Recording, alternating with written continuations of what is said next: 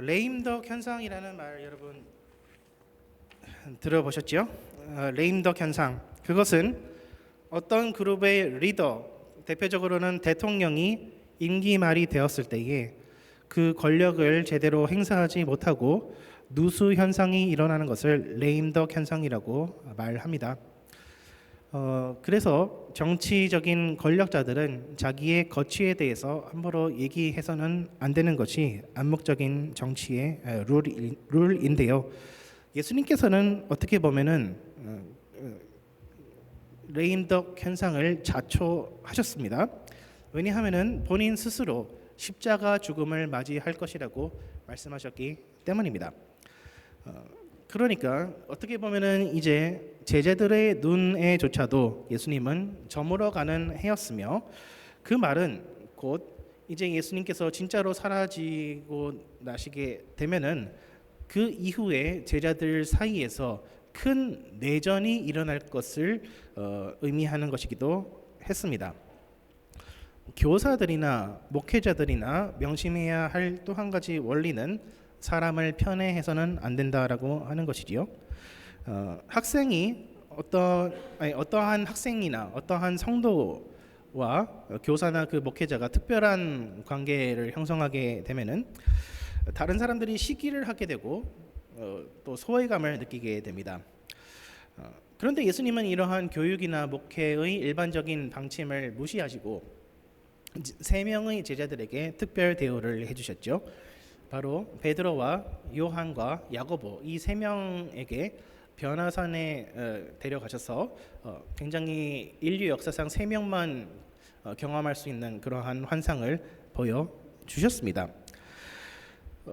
그리고 그들이 변화산에 있는 동안에 그게 짧은 시간이었는지 긴 시간이었는지 며칠이 걸렸는지는 알 수 없습니다만은 나머지 9명의 제자들은 산 밑에서 예수님이 하시던 그 치유 사역을 계속해서 하고 있었고, 예수님과 3명의 제자들이 돌아왔을 때에 궁금하지 않았겠습니까? 그래서 당연히 물어봤겠죠. 산에서 무슨 일이 있었는지.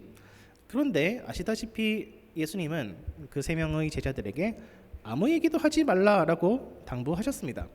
그 결과 예수님의 명령에 순종해야 되니까 무슨 일이 일어났는지 너희들한테 가르쳐 줄 수 없다라고 얘기를 했을 터인데, 그 이야기를 들은 나머지 9명의 제자들이 얼마나 좀 기분이 나빴을지 한번 상상해 보시기 바랍니다.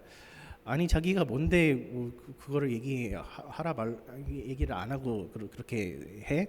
너무 잘난 척하는 거 아니야? 라고 생각이 들었겠죠. 그래서 오늘 본문의 평행 본문인 마가복음에서는 예수님이 3명의 제자들과 함께 변화산에서 내려오셨을 때에 제자들 중에 누가 더 큰 사람인지에 대한 다툼이 일어났다라고 기록되어 있습니다. 그리고 그것을 계기로 하여서 예수님께서 어린아이 한 명을 데려다 오시며 이 어린아이와 같이 되지 아니하면은 천국에 결단코 들어갈 수 없다라는 말씀을 하셨다라고 하는 것이지요. 그리고 아마도 베드로는 좀 억울했을 수 있습니다. 예수님이 변화산으로 가자고 하셔서 변화산에 갔고, 예수님이 말하지 말라라고 해서 말하지 않은 것일 뿐인데 자기의 어떤 수제자로서의 권위에 대해서 도전하는 사람들이 생겨났으니 베드로의 입장에서는 어쩌면 억울한 것도 당연했을 것입니다. 그래서 오늘 본문 뒷부분에 보시면은 예수님, 제가 형제를 몇 번이나 용서해야 되겠습니까? 7번 용서하면 되겠습니까? 라고 말하는 것도 이와 같은 맥락에서 이해해 볼 수 있을 것 같습니다. 그러나 어쨌든 오늘 본문에서 나타나는 이러한 제자들 사이에서의 소동은 예수님께서 어쨌든 돌아가시긴 하실 터이니 돌아가신 후에 교회 공동체가 어떠한 방식으로 생존해 나가며 번성해 나갈 수 있을 것인지에 대한 중대한 질문을 던져주고 있는 것은 사실입니다. 그리고 다름 아니라 오늘 본문인 마태복음 18장은 바로 이 질문에 대한 답변을 제공하고 있습니다. 예수님께서 십자가를 지시고 부활하신 후에 제자들의 공동체는 어떻게 될 것인가에 대한 예수님의 대답은 바로 비록 육체는 떠나시지만 세상 끝날까지 항상 너희와 함께 있으리라 라고 하는 것이 예수님의 답변이었는데요. 20절에 보시면은 잘 아시는 말씀, 두세 사람이 내 이름으로 모인 곳에는 나도 그들 중에 있느니라. 나도 그들 중에 있느니라. 어떠한 공무원이나 정치인들이 가령 대통령이 식물 대통령이 되었다라고 생각을 할 때 마음대로 행동하기 시작하는 것처럼 제자들은 예수님을 마치 식물 대통령 취급을 하였죠. 그리고 뒤에서 권력 다툼을 하였습니다. 그럼에도 불구하고 예수님은 그러한 제자들을 향하여서 그들이 예수님께 대하여 크게 잘못 이해하고 있는 한 가지 부분을 고쳐주신 것입니다. 곧 예수님의 십자가 죽음이라고 하는 것은 끝이 아니라 새로운 시작이며, 비록 지금은 예수님께서 육신을 입고 제자들과 함께 하시지만 부활하시고 승천하신 후에는 지금과 전혀 다른 방식으로 함께하여 주실 것이다 라고 얘기하는 것입니다. 어떠한 방식으로 그렇다면 예수님께서 함께하여 주신다라고 하는 것인가요? 두세 사람이 내 이름으로 모인 곳에 나도 그들 중에 함께 있느니라. 곧 예수님의 이름으로 모일 때에 예수님이 함께하여 주신다라고 하는 것인데요. 또 나아가서 5절 한번 살펴보시면요. 또 누구든지 내 이름으로 이런 어린 아이 하나를 영접하면 곧 나를 영접함이니라고 되어 있습니다. 여기에서도 마찬가지로 예수님의 이름으로 인하여서 공동체가 어떠한 결속력을 가지게 될 것이라는 사실을 살펴볼 수 있습니다. 이 구절에서는 기독교의 어떠한 대표 사상을 살펴볼 수 있습니다.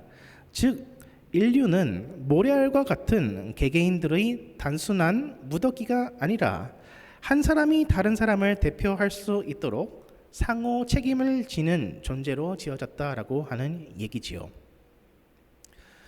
죄는 우리가 지었는데 벌은 예수님이 대신 받으십니다. 그리고 순종은 예수님께서 하셨는데 우리가 그 순종의 열매를 받습니다. 존 칼빈 목사님은 여기에 대해서 신자들과 예수님 사이에는 어떠한 신비적인 연합이 있다라고 말씀했습니다. 즉 예수님은 교회의 머리가 되시고 교회를 대신하여서 십자가 죽음과 부활을 통과하심으로 그분께 연합된 모든 사람들이 십자가 죽음과 부활의 능력을 공유하게 된다라고 하는 것이지요. 그런데 이러한 신비적인 연합이라고 하는 것은 단지 예수님이 행하신 일들을 우리에게 전달하는 데 그치는 것이 아니라 예수님께서 그분의 모든 지체 한 명 한 명을 마치 자기 자신처럼 여겨 주실 것이며 또 각 지체를 예수님의 분신 혹은 외교 사절단으로 여겨 주시겠다라고 하는 것까지 포함하고 있는 것입니다. 우리 한번 10절 한번 보실까요? 10절 한번 보여주시겠어요? 감사합니다. 다 같이 읽어볼까요? 시작. 나에게 말하노니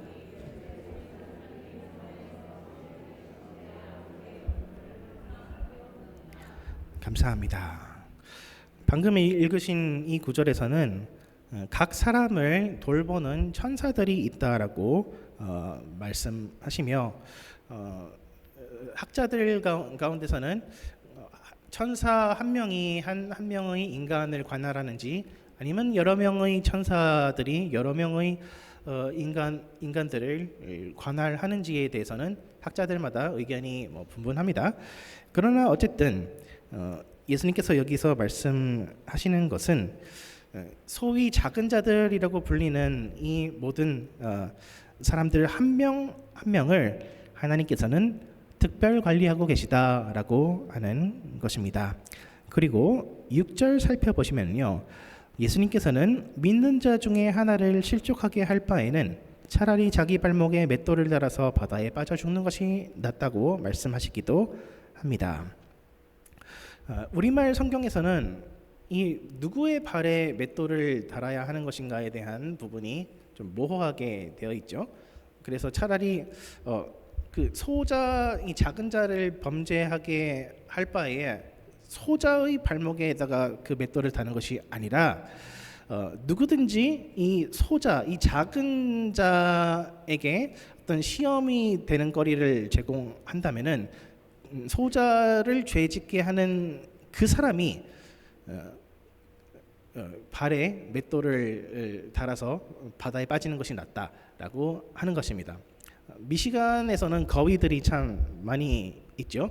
근데 거위들이 평상시에는 그래도 좀 온순합니다. 저리 가라라고 이렇게 날갯짓을 파닥파닥 하면은 잘 피해 갑니다. 그런데 봄만 되면은 굉장히 사나워지죠.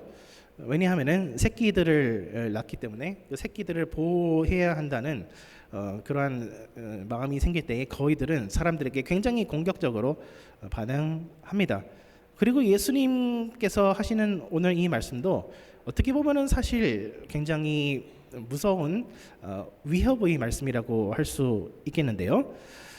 누구든지 예수님을 믿는 사람은 하나님 앞에서 예수님의 지체, 예수님께서 인정해 주시는 작은 자라고 할 수 있는데요.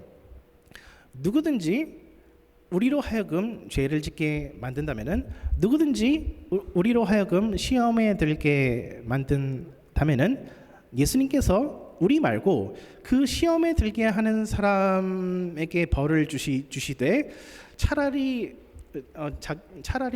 죄송합니다. 자살을 하는 것이 더 나았을 만큼 엄청난 혹독한 형벌을 우리를 시험에 들게 하는 사람에게 내려 주실 것이다라고 하는, 사실 굉장한 위협의 말씀이라고 할 수 있는 것입니다.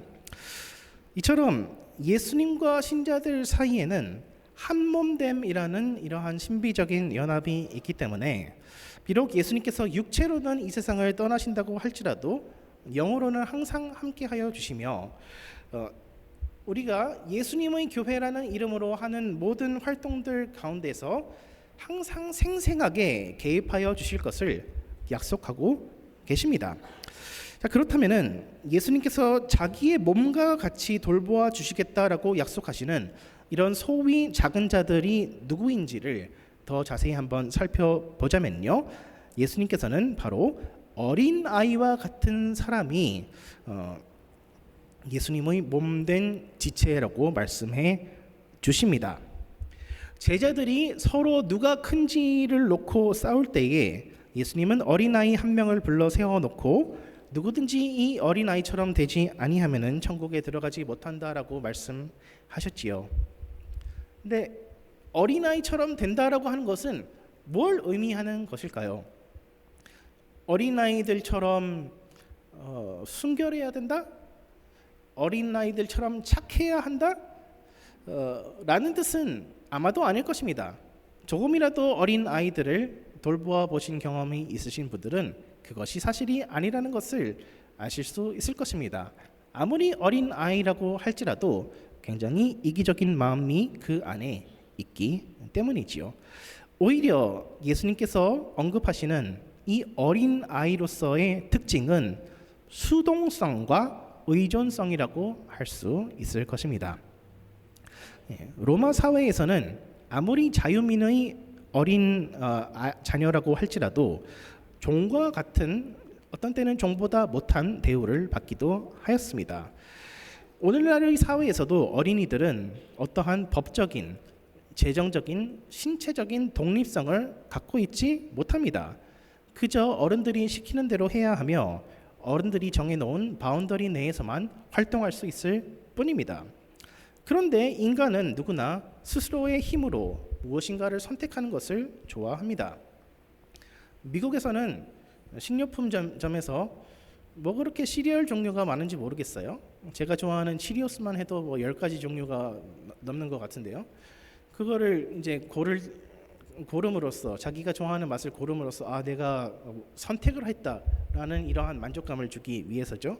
또 서브웨이 식당 한국 사람들 가서 어떻게 주문 잘 하십니까? 한국 사람들은 대체로 글쎄 제가 몇 년 전까지 한국에 갔을 때는 굉장히 삐죽삐죽거리면서 서브웨이에 들어갔을 때에 그냥 야채 있는 거 다 주세요 뭐 이런 식으로 말을 하는 광경을 본 것 같은데, 또 요즘에는 글쎄 많이 보편화되어서 자신 있게 야채를 다 고르는지 잘 모르겠습니다. 근데 어쨌든 미국 사람들이나 또 현대인들은 자기가 무엇인가를 선택하여서 나만의 어떠한 것을 만들었다라고 하는 것에 대한 굉장한 자부심을 느낍니다. 그만큼 주체적인 삶을 살아가기를 원한다라고 하는 것이지요. 내가 나의 꿈과 목표를 정하고 나의 힘과 지혜를 내가 끌어모아서 내가 목표했던 바를 성취하려고 합니다. 그러나 내가 내 인생의 지휘관이 될 수 있다라고 생각하는 한 우리는 항상 십자가를 어리석은 것이라고 생각할 수밖에 없게 됩니다. 예수님은 자발적이고 능동적인 삶과는 거리가 먼 삶을 사셨습니다.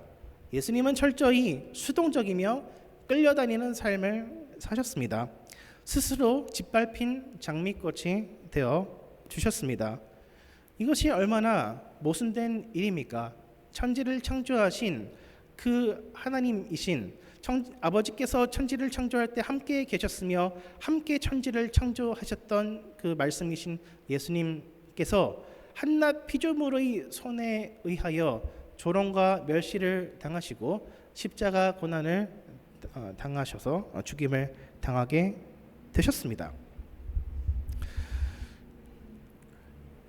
예수님을 믿는 사람들은 너무나 우리가 많이 들어서 익숙한 내용이지만 예수님과 한 몸 된 사람들입니다. 근데 예수님께서 이러한 수동적인 끌려다니는 삶을 사셨다고 한다면은, 그리고 우리가 예수님과 한 몸 된 지체라고 한다면은 우리 역시 예수님과 마찬가지로 수동적이며 끌려다니는 삶을 살아가야 하지 않을까요? 그래서 오늘 말씀에는 또 다른 굉장히 무서운 말씀이 있죠. 만약에 너의 손이나 발이 너로 하여금 죄를 짓게 한다면은 찍어내어 버리라. 만약에 당신의 눈이 당신으로 하여금 죄를 짓게 한다면은 빼내어 버리라 라고 합니다. 그런데 저는 이때까지 이 말씀을 문자 그대로 실행한 사람을 거의 본 적이 없으며, 지금 여기에서 예배드리는 사람들도 어떻게 사지가 다 멀쩡하시고 눈도 다 멀쩡하시네요. 그런데 이게 굉장히 참 어려운 말씀이고 저 자신도 문자 그대로 실천하지 못하는 말씀이지만, 그러나 이 말씀의 원리가 무엇인지 한번 생각해 봤으면 좋겠고, 이 말씀의 원리를 여러분의 삶에 적용을 시켜 보시라고 권유하고 싶은데요. 그것은 바로 내가 포기하지 못하는 행복이라고 하는 것은 예수님 외에 있어서는 안 된다라고 하는 것입니다. 다시요. 내가 포기하지 못하는 행복이라고 하는 것이 예수님 외에는 있어서는 안 된다. 여러분은 여러분의 손으로 무엇인가를 이루어내고 싶으십니까? 여러분의 발을 가지고서 여러분이 원하시는 어떠한 곳으로 나아가고 싶으십니까? 혹은 여러분의 눈을 가지고서 여러분이 보시기에 즐거운 것들을 보고 싶으십니까? 그런데 내가 계획하고 소망하는 일들이 선한지 그렇지 않은지를 구분할 수 있는 아주 쉬운 방법이 있는데요. 그것은 바로 주님을 위해서 기꺼이 그것을 포기할 수 있는지 스스로에게 물어보는 것입니다. 저는 대학교 시절 때 부모님 집을 떠나서 공부를 하다가 방학 때에 부모님 집에 되돌아가서 지내는 아주 평범한 대학 생활을 했었는데요. 대학생들 방학 때 뭐 합니까? 여러분은 아마 홀리하게 또 성실하게 지냈을지는 모르겠지만 저 같은 경우에는 하루 종일 집에 있으면서 컴퓨터 앞에 앉아 있으면서 게임을 하면서 참 한량처럼 지냈던 적이 있었는데요. 예, 저는 주로 이제 RPG류의 게임을 좋아합니다. 그래서 때로는 밤새도록 게임을 하면서 그 스토리를 깨 나갑니다. 그러던 와중에 제 자신의 모습을 한번 돌아보니까 그 현자 타임이 오더라고요. 그래서 참 내가 생각할 때도 내 모습이 참 한심하구나. 근데 그 RPG 게임의 그 꽃은 무엇입니까? 바로 그 끝판 대장을 깨고 엔딩을 보는 것인데, 끝판 대장을 깨기 직전에 제가 회개를 하고 그 게임을 지워버렸습니다. 그랬더니 저희 동생이 제가 그 게임을 지웠다는 사실을 믿지 않더라고요. 그래서 진짜 지웠다고 하니까 그래도 못 믿어서 10,000원 내기를 해가지고 제가 10,000원을 벌은 적이 있습니다. 예. 사랑하는 여러분, 우리의 손과 발과 눈으로 무엇을 행하는지 잘 주의하시기 바랍니다. 세상은 넓고 볼거리도 참 많습니다. 즐길 거리도 참 많습니다. 그런데 그 중에는 우리의 영혼을 해치는 것들도 참 많습니다. 우리는 속으로 이렇게 생각할지도 모릅니다. 하나님, 제가 정말 고생하면서 사시는 거 아시잖아요. 그러면 이 정도는 봐주셔야 되는 거 아니에요? 그러나 여러분이 보는 것으로 인하여서 여러분의 영혼이 피폐해진다면 과감하게 그것을 보는 것을 혹은 그것을 즐기는 것을 포기하시기 바랍니다. 혹은 여러분이 인생에서 반드시 이루고자 하는 꿈이 있으십니까? 혹은 이 사람과는 반드시 함께 가고 싶다라고 생각하는 소중한 사람이 있으십니까? 여러분 자신에게 한번 정직하게 물어보십시오. 하나님이 거두어 가신다고 한다면은 아멘 하고 대답할 자신이 있으십니까? 만약에 이것만큼은 하나님 앞에서 포기하고 싶지 않다라고 하는 것이 있다면은 그것이 어떠한 사람과의 관계가 되었든 어떠한 꿈이나 목표가 되었든 어떠한 육신의 안락함이나 쾌락이 되었든 그것이야말로 바로 여러분의 우상입니다. 천국은 어린아이와 같은 사람만 들어갈 수 있는데 어린아이와 같은 사람은 보호자가 결정하는 대로 끌려갈 수밖에 없는 것이 어린아이라고 했었죠. 그런데 우리의 보호자 되시는 하나님은 최고로 지혜로우시며 최고로 능력 있는 분이심을 믿으시기 바랍니다. 그런데 예수님은 이러한 이기심을 내려놓는 문제가 바로 형제 자매를 시험에 들게 하는 문제와 연관이 되어 있다라고 설명하십니다. 6절, 7절에서는 작은 자를 실족하게 하면 안 된다라고 말씀하신 후에 8절과 9절에 욕심 때문에 죄에 빠질 바에는 신체를 훼손하는 게 낫다라고 설명을 하시고 다시 10절에 와서는 작은 자들을 업신여겨서는 안 된다라고 하는 이러한 샌드위치 구조로 설명을 하고 계신 것이지요. 그러니까 이 모든 일들이 다 공동체라는 배경을 염두에 두고 하신 말씀이라고 하는 것입니다. 나의 개인적인 이기심, 욕심, 집착이라고 하는 것은 대체적으로 나에게서만 끝나는 것이 아니라 내가 속한 가정이나 학교 생활이나 학교 공동체나 직장 혹은 교회 공동체에 반드시 악영향을 미치게 되어 있습니다.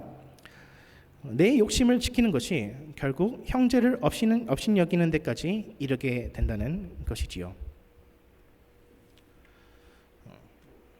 전에도 한번 얘기 드린 적이 있습니다만은 야곱이라고 하는 사람은 한 나라를 건국할 만한 마음의 그릇이 준비가 되지 않은 사람이었습니다. 야곱이라고 하는 사람은 분명 하나님과 씨름하여서 승리하였고 그리하여서 이스라엘이라는 이름을 얻어냈습니다. 그래서 야곱이야말로 이제 이스라엘의 건국의 아버지라고 할 수 있습니다. 그러나 이 야곱이라는 사람 자체를 보시면은 굉장히 상처가 많은 사람이었고 가족들로부터 받은 상처를 자기 스스로 해결하지 못하고 자기의 자손들에게 또 자기의 부인들에게 그대로 그 상처를 되갚아주는 그러한 불쌍한 인생이었던 것이지요. 야곱의 딸 디나가 봉변을 당했을 때에 그의 아들들이 꾀를 내어가지고 디나를 욕보인 세겜 족속에게 강제로 할례를 시킨 다음에 또 그들이 힘을 쓸 수 없을 때에 그들을 몰살시켜 버렸습니다. 그때에 야곱은 철저히 이기적인 이유에서 자식들을 책망합니다. 제가 창세기 34장 30절 한번 읽어 드리겠습니다. 야곱이 시므온과 레위에게 이르되 너희가 내게 화를 끼쳐 나로 하여금 이 땅의 주민 곧 가나안 족속과 브리스 족속에게 악취를 내게 하였도다.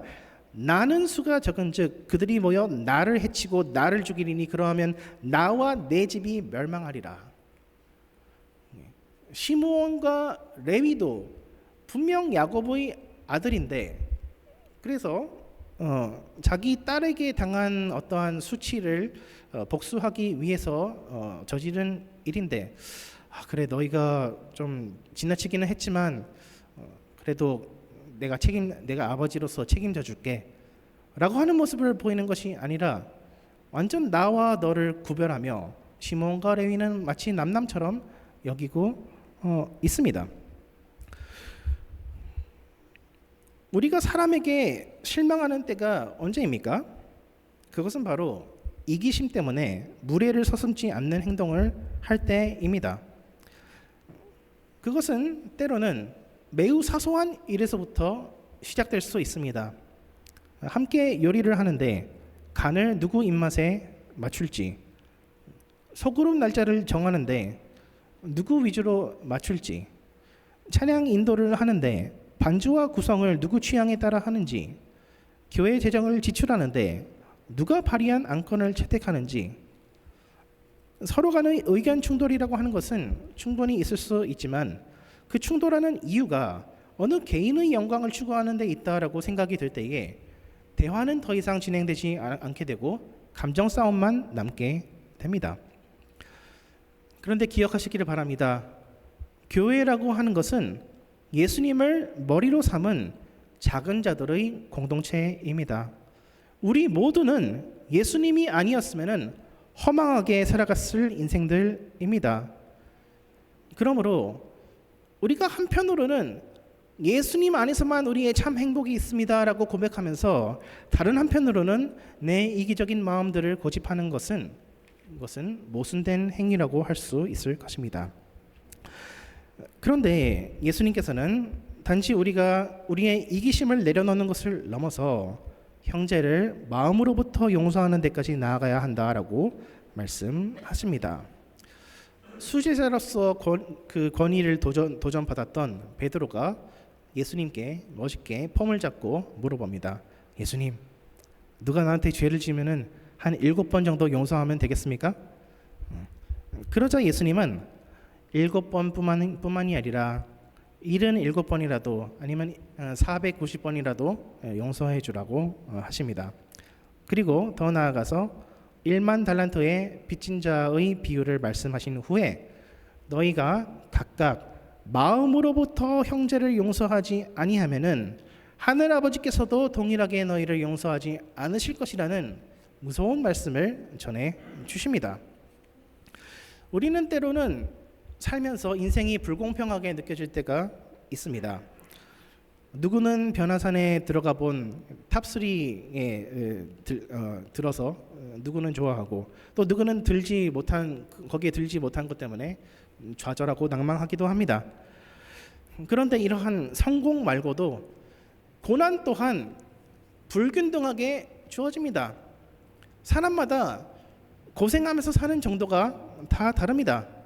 그런데 인간이 경험하는 대부분의 고난은 주로 사람에게서 나옵니다. 다른 사람들이 나한테 해준 대로 똑같이 되갚아 주다 보면은 우리도 똑같은 사람이 되어버리죠. 그래서 그렇게 되는 것이 싫어서 어쩔 수 없이 참고 살게 되면은 때로는 나만 바보처럼 살고 있는 것이 아닌가라고 느껴질 수도 있습니다. 그러나 이때에도 우리가 기억해야 할 것은 바로 예수님께서 우리의 머리가 되어 주신다라고 하는 것입니다. 1만 달란트라고 하는 것은 한 개를 상징하는 수치입니다. 이거를 문자적으로 하자면은 이제 1 달란트가 6천 데나리온인데요. 1 데나리온이 하루 성인 남성이 일해서 벌 수 있는 돈이라고 합니다. 그러니까 1 달란트는 6천 데나리온, 즉 성인 남성이 반평생을 일해서 겨우 벌 수 있는 돈이 1 달란트라고 할 수 있습니다. 1만 달란트는 그러면 얼마냐라고 했을 때 6천만 데나리온으로서 노동자가 6천만 일을 일해야 벌 수 있는 돈, 이거를 연으로 환산하면은 16만 4천 년 가량을 쉬지 않고 일을 해야 벌 수 있는 돈이라고 합니다. 네, 1만 달란트 너무 작은 거 아니에요라고 생각할 수도 있지만 그리스어에서 1만이라고 하는 단어는 그 그리스어로 표현할 수 있는 가장 높은 단위의 숫자라고 하고요. 또 달란트라고 하는 것도 마찬가지로 당시에 유통되던 화폐 중에서 가장 큰 단위였다고 합니다. 그러니까 많은 성경학자들은 1만 달란트가 어떠한 특정한 숫자가 아니라 인간이 상상할 수 있는 가장 큰 수, 즉 무한대 혹은 5조 5억 원이라고 할 수 있는 것이겠죠. 우리는 예수님께 갚을 수 없는 무한한 용서의 은혜를 받은 사람들입니다. 그러므로 예수님의 무한한 은혜를 우리가 기억할 때에 우리가 마음으로부터 용서하지 못할 형제의 죄는 없다라고 하는 것입니다. 그리고 이것을 다른 말로 표현하자면은 우리 마음에 그 어떠한 쓴뿌리도 존재해서는 안 된다라고 하는 것을 뜻합니다. 팀 켈러 목사님의 마지막 작품 용서라는 책에서 말씀하시기를 마음의 쓴뿌리 역시 교만의 산물이라고 지적합니다. 누군가 나에게 상처를 줄 때에 그 상처를 주는 행동은 분명히 잘못된 것입니다. 근데 그러한 일이 생기고 난 다음에 우리 마음속에서는 어떠한 일이 일어납니까?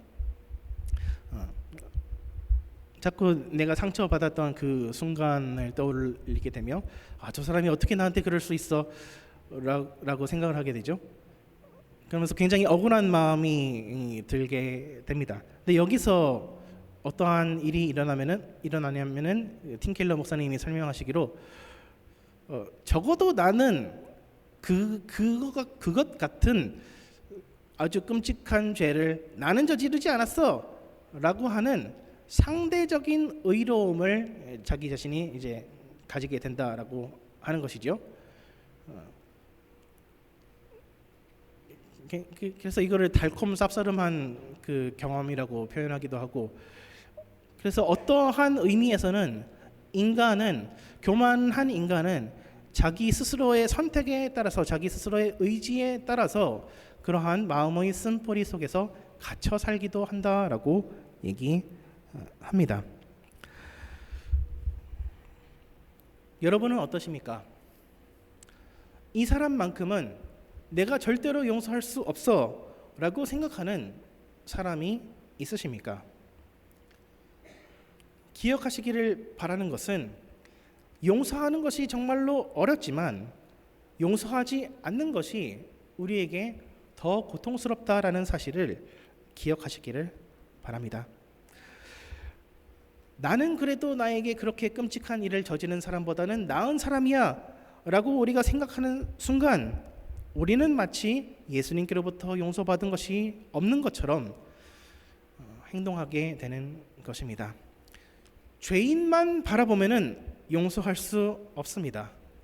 그러나 예수님을 바라보시기 바랍니다. 그리고 예수님의 얼굴 위에 나에게 상처 준 사람의 얼굴을 한번 겹쳐 보십시오. 용서는 우리의 노력과 의지로 하는 것이 아니라 예수님을 떠올릴 때에 하지 않을 수 없는 것입니다.